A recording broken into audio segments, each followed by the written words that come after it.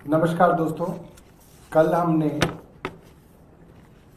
Congress party के नेता राहुल गांधी जी ने जब प्रेस वार्ता की तो हमने भी एक प्रेस वार्ता की और हमने बताया कि जो वोट चोरी और जो बेईमानी से, फ्रॉड से, इम्पर्सनेशन करके जो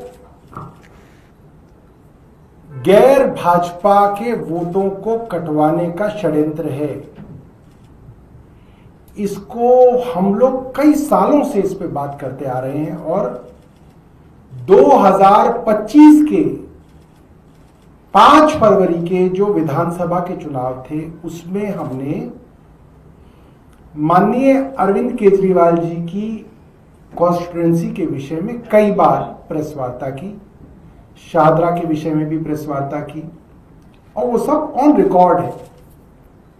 कल जब हमने ये बात रखी तो कई लोगों के सुझाव आए। कुछ लोगों ने बोला कि साहब आप सिर्फ कह रहे हैं, आपने कोई कानूनी कार्रवाई तो की नहीं, सिर्फ प्रेस वार्ता से काम कोई ना चलता है। कुछ कल पत्रकारों ने भी पूछा कि भाई आपने क्या कानूनी कार्रवाई की। कई लोगों ने सुझाव दिया कि साहब राहुल गांधी जी प्रेजेंटेशन करते हैं, पीपीटी लगाते हैं, आप पीपीटी लगाओ। अब क्या है कि हम इसके ऊपर पीपीटी लगाएंगे यहाँ पे तो लाइट बंद करनी पड़ेगी, तो वो ठीक चलेगा नहीं। हमारे पास इतना लंबा चौड़ा जो है कांग्रेस जितना एलईडी वेलईडी वाला तामझाम नहीं है, तो छोटी पार्टी के हिसाब से प्रेस वार्ता करेंगे। फिर भी मैंने आप लोगों के सुझाव के हिसाब से कागज जो है बड़े करके कलर्ड प्रिंट आउट निकलवा लिए हैं। इतना खर्चा हम लोग कर पाए हैं। ये पत्र 5 जनवरी 2025 का है और उस समय की दिल्ली की मुख्यमंत्री का पत्र है Rajiv Kumar chief election commissioner को। और सिर्फ इसके अंदर कोई कहानी नहीं है, बाकायदा डेटा दिया गया है कि कैसे 5 जनवरी 2025 को पिछले कुछ दिनों में 15-20 दिनों के अंदर अरविंद केजरीवाल की कॉन्स्टिट्यूएंसी में 6166 वोट काटने की एप्लीकेशनें दी गई हैं। और ये दिखा गया हमने कि रोज एप्लीकेशन इस तरह से आ रही है। 29 अक्टूबर से 15 दिसंबर तक ये जो एप्लीकेशनें आई, 29 अक्टूबर से 15 दिसंबर तक 2776 एप्लीकेशन आई और उसके बाद 16 दिसंबर को 234 एप्लीकेशन, 17 दिसंबर को 298 एप्लीकेशन, 24 दिसंबर को 1103 एप्लीकेशन आई वोट काटने की, 25 दिसंबर को 982, 26 दिसंबर को 989, इस तरीके से 500, 700, 1000 एप्लीकेशन 19 दिसंबर को। और फिर ये आगे हमने लिखा कैसे वोट जोड़ने के लिए एप्लीकेशन हर रोज सिर्फ नई दिल्ली विधानसभा के अंदर दी जा रही है।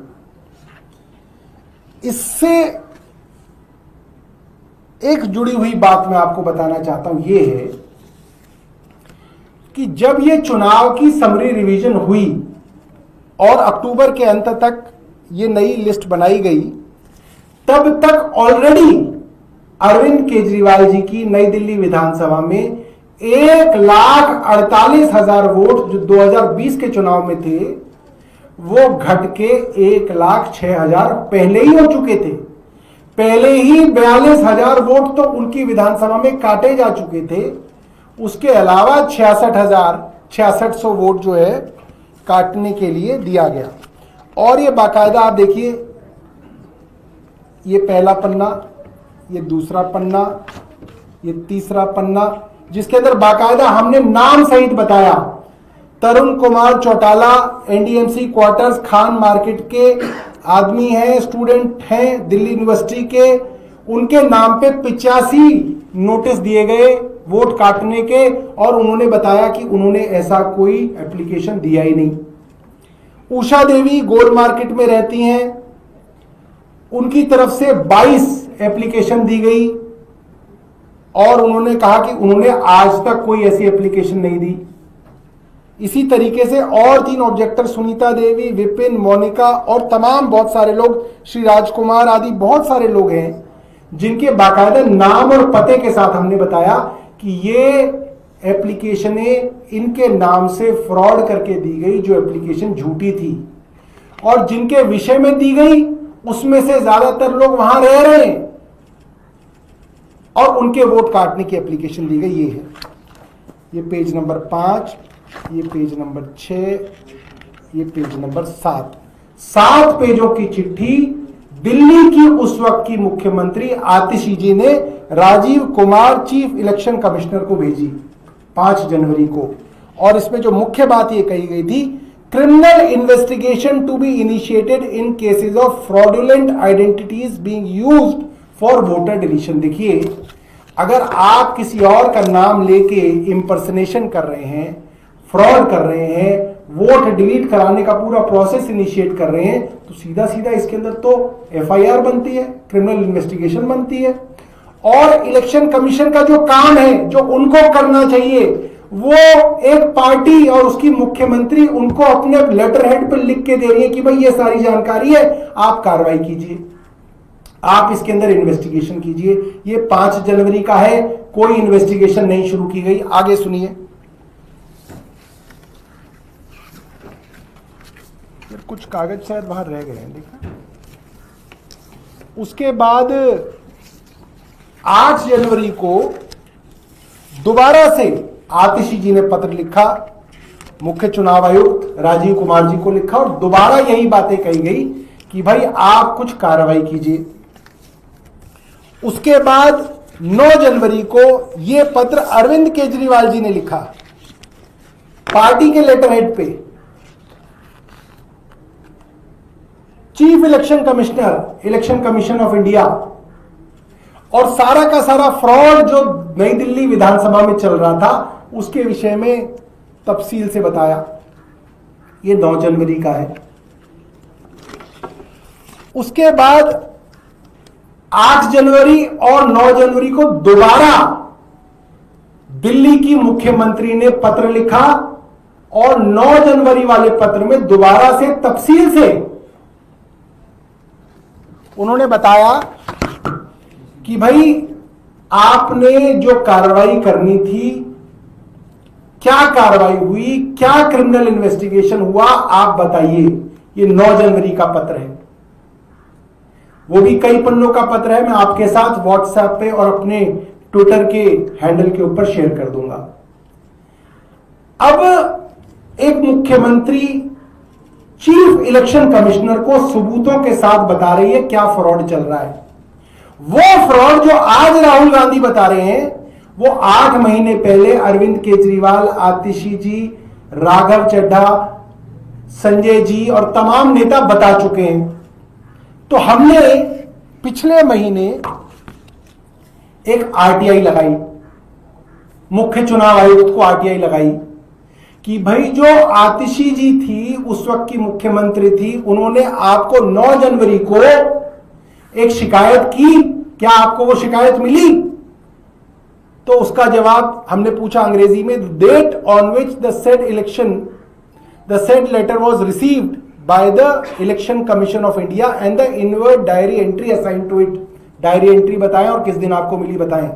इलेक्शन कमीशन का जवाब है, the letter dated 9/1/2025 of the then chief minister of Delhi miss Atishi to the then election commissioner Shri Rajiv Kumar was received in the commission on 9 January 2025 with the diary number 367619/RNI/2025। इनको मिल गया।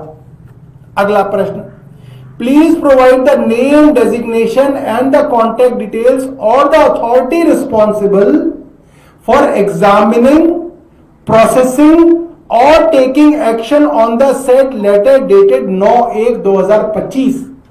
अब हमने सवाल कहा कि भाई साहब आपको हमने शिकायत दी, एक मुख्यमंत्री ने मुख्य चुनाव आयुक्त को शिकायत दी और उसके विषय में 10 बार प्रेस वार्ता अलग अलग नेताओं ने की, ट्विटर पे डाला, सबको बताया कि भैया चोरी हो रही है, लिखित में शिकायत दी है साइन करके लेटर हेड पे, और उस पर कार्रवाई हुई। तो वो बताएं कि किस अफसर को, किस अथॉरिटी को इसके ऊपर कार्रवाई और जांच करने के लिए कहा गया, कृपया बताएं। तो उसका जवाब सुनिए, मुख्य चुनाव आयुक्त के यहां से जो आया है, कहते हैं disclosure of the said information has no relationship with the public, with any public activity और interest, therefore the disclosure of the same is exempted as per the section 81J of Right to Information Act 2005। शर्म आनी चाहिए भारत सरकार को और शर्म आनी चाहिए मुख्य चुनाव आयुक्त को और पूरे के पूरे चुनाव आयोग को। एक मुख्यमंत्री ने लिखित में शिकायत की इनसे कि गलत तरीके से वोट चोरी हो रही है, नाम दिए, पते दिए, इंफॉर्मेशन दी, एविडेंस दिया। ये क्या कह रहे हैं कि ये जानकारी एक व्यक्तिगत जानकारी है। क्यों? रिश्ते की जानकारी है। ये क्या व्यक्तिगत है इसके अंदर? एक मुख्यमंत्री, एक कॉन्स्टिट्यूशनल अथॉरिटी दूसरी कॉन्स्टिट्यूशनल अथॉरिटी को वोट चोरी जैसे गंभीर मामले में जांच के लिए कह रही है, प्रेस वार्ता करके बता रही है कि हमने ये इंफॉर्मेशन दी। ये उसकी जांच की इंफॉर्मेशन नहीं देना चाहते, ये नहीं बताना चाहते कि कौन जांच कर रहा है। ये तो सबसे साधारण बात है। इसमें क्या पर्सनल इंफॉर्मेशन हो सकती है? इसमें क्या इंडिविजुअल इंफॉर्मेशन हो सकती है? यह भी सरकार नहीं बताएगी तो फिर आरटीआई में आप बताओगे क्या? फिर तो आरटीआई में कुछ भी नहीं बताओगे आप। फिर हमने पूछा इनसे, please provide the copy of file noting internal communication records indicating any action investigation initiated और ऑफिशियल रिस्पॉन्स प्रिपेयर्ड और issued by Election Commission of India in relation to the letter dated 9/1/2025। Information नहीं दी गई, दोबारा से कह दिया गया आरटीआई एक्ट सेक्शन 81J, मतलब ये एक व्यक्तिगत जानकारी है, हम नहीं देंगे। फिर हमने पूछा, please inform whether any FIR was filed in this connection. जवाब आया, नो इंफॉर्मेशन अवेलेबल, यानी कि कोई एफआईआर इलेक्शन कमीशन ने रजिस्टर नहीं की। मुख्यमंत्री ने लिखित में दिया है मुख्य चुनाव आयुक्त राजीव कुमार को। तो एक तो वो मुख्य चुनाव आयुक्त थे राजीव कुमार, आज रविशंकर जी बड़ा दुखी थे, ज्ञानेंद्र कुमार गुप्ता जी का नाम दे दिया गया, ज्ञानेंद्र कुमार गुप्ता जी की फोटो दिखा दी गई, कह रहे भैया वो तो 2023 में नहीं थे, अब तो है। ये आरटीआई तो हमने ज्ञानेंद्र कुमार के दफ्तर से पूछा है, ये तो ज्ञानेंद्र कुमार गुप्ता के दफ्तर से आई है ये आरटीआई, जिसके अंदर वो छुप रहे हैं, भाग रहे हैं, दौड़ रहे हैं कि जवाब नहीं देंगे आरटीआई का। क्यों नहीं देंगे? चोरी छुपानी है, इसके अलावा और क्या हो सकता है? एक वो मुख्य चुनाव आयुक्त थे जिन्होंने जांच नहीं कराई, एक ये मुख्य चुनाव आयुक्त है जो उस जांच की जानकारी देने से भाग रहे हैं। तो दोनों की जो भूमिका है संदिग्ध है। उस समय के राजीव कुमार और इस समय के ज्ञानेंद्र कुमार गुप्ता, दोनों मुख्य चुनाव आयुक्तों की भूमिका संदिग्ध है। और ये बात मैं बहुत जिम्मेदारी से कह रहा हूं। कोई जगह कोई आप रीजनेबल आदमी को दिखा लो कि भाई ये क्या हो रहा है, वो कहेगा चोरी हो रही है और खुल्लम खुल्ला हो रही है, खुल्लम खुल्ला हो रही है। उसके बाद हमने पूछा, क्या आपने किसी और को फॉरवर्ड किया है तो आप बताएं, नो इंफॉर्मेशन अवेलेबल। क्या आपने कोई इसके ऊपर कार्रवाई की है? No information available. फिर हमने पूछा कि अभी जो current, please provide the current status of the said letter in the official records of Election Commission of India. अब क्या इसका स्टेटस है? तो लिखा है no action is pending on the part of Election Commission. तो मतलब फाइल बंद हो गई, बिना कुछ करे ही फाइल बंद हो गई। आप सोचिए, एक ऑर्गेनाइज्ड रैकेट है, एक पूरा का पूरा ऑर्गेनाइज तरीके से इस लोकतंत्र की लूट हो रही है। लोग लाइनों में लग के वोट डाल रहे हैं, सोच रहे हैं अपनी सरकार बनाएंगे, सरकार इनके हिसाब से बनाई जा रही है। उसको पकड़ा गया, सबूतों के हिसाब से इनको दे दिया गया। ये कार्रवाई, इन्होंने इन्वेस्टिगेशन ही नहीं कराई। इन्वेस्टिगेशन कराते तो इनके लोग पकड़े जाते। वो लोग पकड़े जाते कि किन्होंने डिलीशन की एप्लीकेशन लगाई थी। हजार लोगों के नाम डिलीट करा रहे हैं, कौन लोग हैं, वो पकड़े जाते 8-8। तो इसलिए वो इन्वेस्टिगेशन नहीं कराई।